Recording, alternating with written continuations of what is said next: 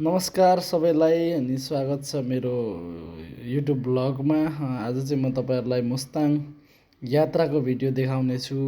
मेरो भिडियो चाहिँ कुस्मा पर्वतबाट मात्रै सुरु भएको छ, किनभने बिहान चाँडै हिँडेको भएर बिहानको त्योभन्दा अगाडिको भिडियो चाहिँ मैले लिन पाएन। त्यही भएर मेरो कुस्माबाट मात्रै भिडियो सुरु भएको छ। भिडियो कस्तो लाग्छ हेरेर प्रतिक्रिया अनि लाइक, सेयर, सब्सक्राइब गरिदिनु होला।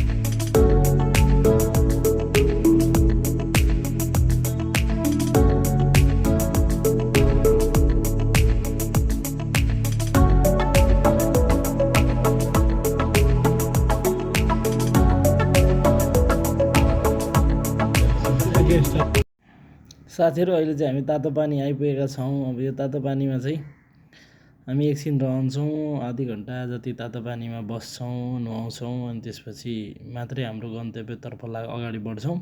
किनभने यो चाहिँ एकदम ऐतिहासिक ठाउँ नै भएको कारणले हामीले यसलाई पनि तपाईँको अनुभव गर्ने भन्ने हाम्रो सल्लाह भएअनुसार आधी घन्टा जति चाहिँ तातो पानीमा बस्छौँ अनि त्यसपछि अगाडि बढ्छौँ। तपाईँहरू पनि यो मुक्तिनाथ दर्शनको लागि भनेर आउनु हुँदाखेरि तपाईँहरूले यो ठाउँलाई पनि विशेष प्राथमिकतामा राखेर आउनुहोस्, किनभने यो पनि एकदम राम्रो ठाउँ छ। अनि त्यो भएको कारणले आधी घन्टा चाहिँ यो ठाउँलाई छुट्याएर आउनुहोस् भन्न चाहन्छु।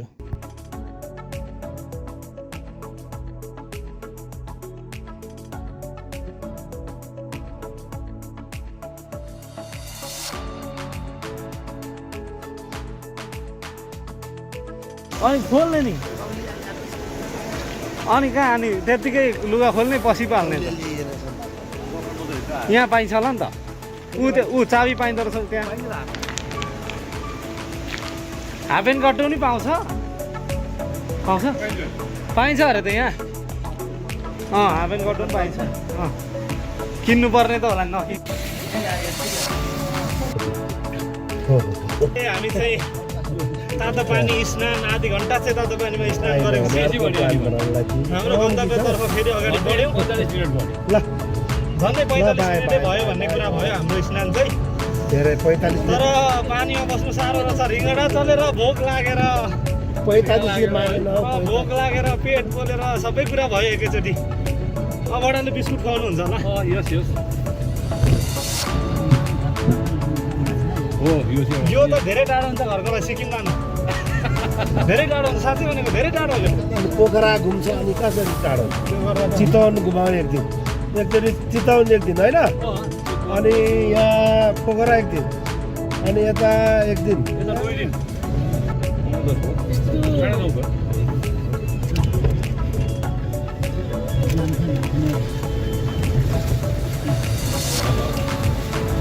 दार्जिलिङ मान्छे खोला सानो रहेछ।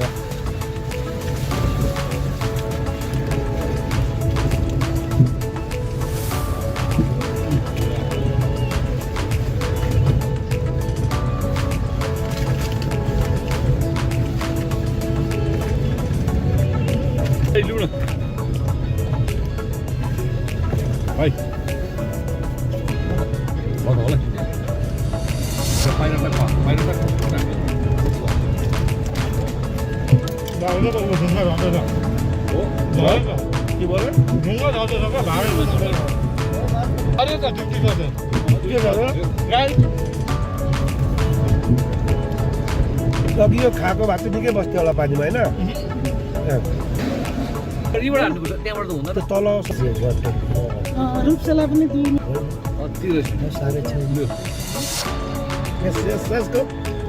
यहाँ त फोटो खिच्नु पर्यो यहाँ उभिएर। तर जानु हुँदैन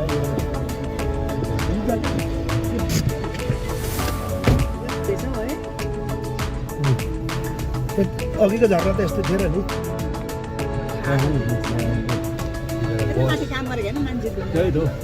त्यो बाटो बनाउँदैछ कि क्या माथि जाने फोटो अरे निस्क्यो के लगाएर निस्क्यो क्या निस्क्यो।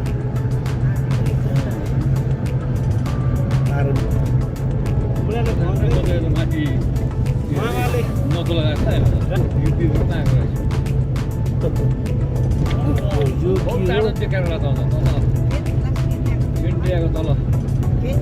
ल हिम श्रृङ्खला त यही छ काट्दा है।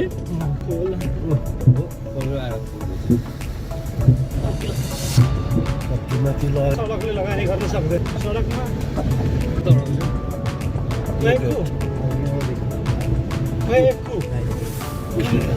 त्यो फुल हिमाल हो यस्तो डल्लो आँटेको हेर्नु। पानी बजार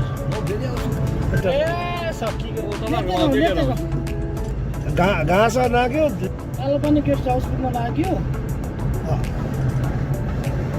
एकदम राम्रो पनि रहेछ एकदम घाम लागिरहेछ दाइ हजुर कति त त्यो भाडालाई चाहिँ देखिरहेछ अहिले त्यो माथिको के हो निलगिरी दाहिनेपट्टि देब्रेपट्टि फोटो त खिच्दा हुने हो कि भिलेज भन्नु पर्थ्यो गाउँ भनेर ठिक छ हाम्रो आइगो काली गण्डकी फाट आम्मा बाबाले गाडी अर्को गाडी त प्राडोमा गाडीमै गएको गाडी गल्दैन 40 घन्टा मात्रै पुग्यो 40 घन्टामा त बडो सुर्खेत हो टोलपुर सुर्खेत 2 किलो 2 घन्टा स्याउको खेती राम्रो रहेछ कि मस्ताङको स्याउ भन्छन् होइन यति बाक्लो रोक्ने हो त अनि ठुलो हुँदैन होला नि त रोग सकर फेरि भेटौँला यो चुकुचेले चाहिँ फेरि भेटौँला भन्छ भेटौँला भन्यो नि यता हेर्नुहोस् भान्सा घर हो भान्सा घर भोक लाग्यो त हौ खाउँ न हौ खाउँ होलसेल पसल आमामा कति राम्रो त्यसले चाहिँ राम्रै गर्दैछ त्यसले चाहिँ गर्दैछ हौ स्याउ मलाई त म त यो स्याउको बोट हेरेर पनि आनन्द भइसक्यो स्याउ फले बेला चाहिँ बाटो मार्फा हो त्यही त बस्नु हौ निक्लो रोकौँ लु छोडिदिउँ खिचौँ क्या त्यही त यताबाट त फेरि पछाडि उतै गएर खिच्नु रोको हेर्दैछु ठाउँ अब यत्र हेर्नु जाइ रोकिदियो यहाँ अब यताबाट उता खिचौँ न के भन्छ मार्फा गाउँ सारा नभएर के हुन्छ है त यो हरिपरिको यो डाँडाहरू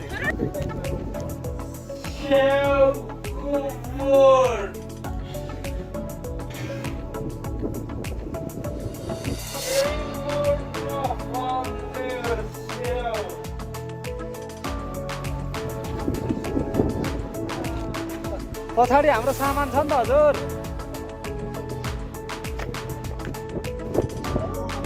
ओहो मा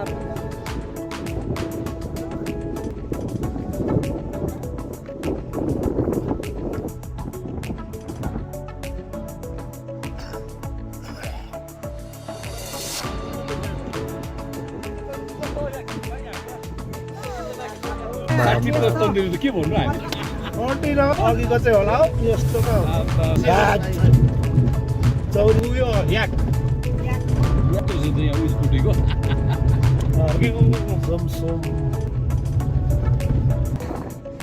जमसमको एयरपोर्ट जमसम बजार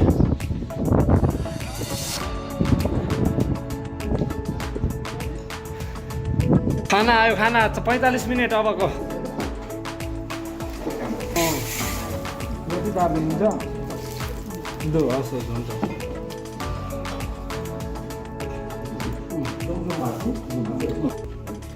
सबै हाल्नुहोस्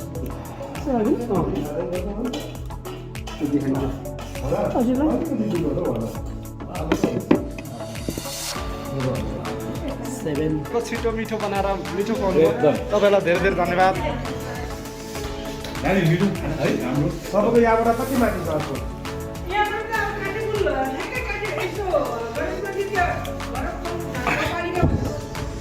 अब चाहिँ हामी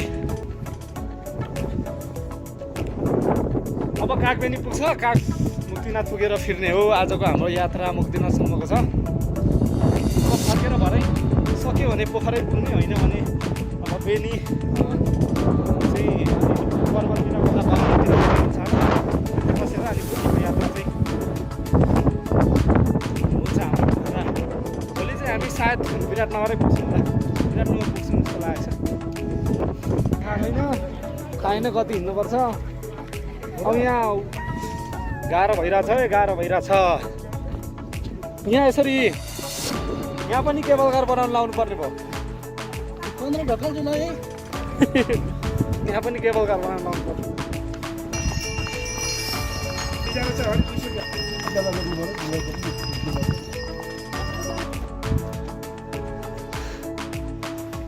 तिमीखेरि हामी हिँडेर गएको। तर यहाँ हिँडेर गाडीमा आउँदा घोडामा चढ्दा पनि साह्रो परिरहेछ क्या,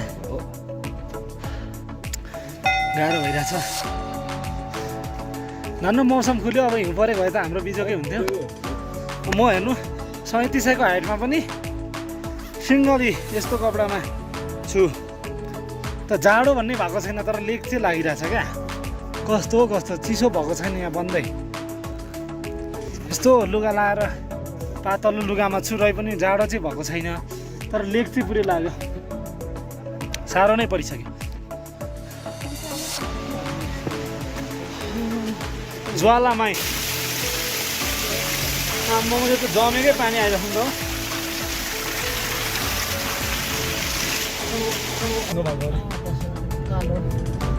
ड्राइभरलाई साह्रो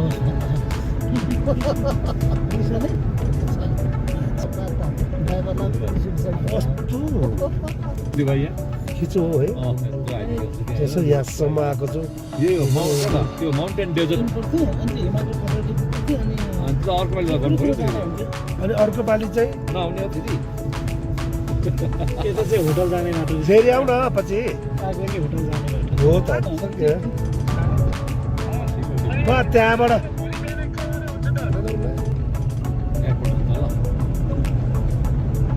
त्यो पनि बस्ने जग्गा चाहिँ ठिक छ नि।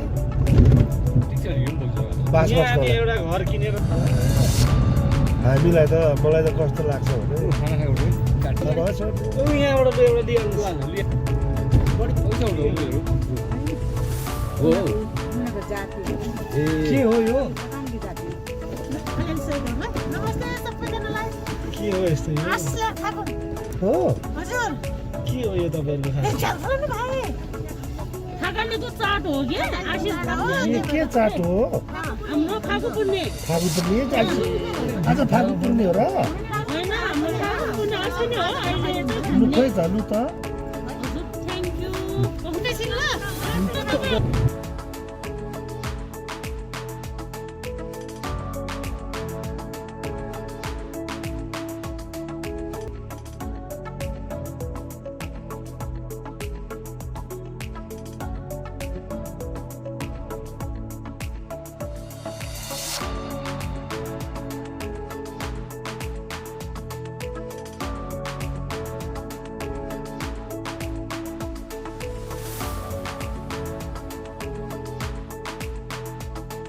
सम्पूर्णमा भिडियो अन्तिमसम्म हेरेर साथ दिनुभएकोमा धेरै धेरै धन्यवाद भन्न चाहन्छु। अनि भिडियो कस्तो लाग्यो त्यसको लागि कमेन्ट गरिदिनु होला भन्न चाहन्छु। अनि मलाई एकदम खुसी लागेको छ यो मेरो यात्राको एकदम खुसीको पल चाहिँ हजुरहरूसँग पनि सेयर गर्नु पाउँदा मलाई एकदम खुसी लागेको छ।